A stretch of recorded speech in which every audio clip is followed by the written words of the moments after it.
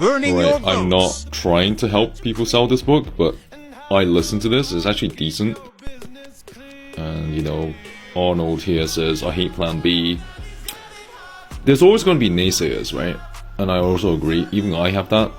It could be your friends, your family, your parents, your girlfriend, or your best friends. I think you should just, like, if you have a dream, I think you have to keep persisting. You have to keep going for it.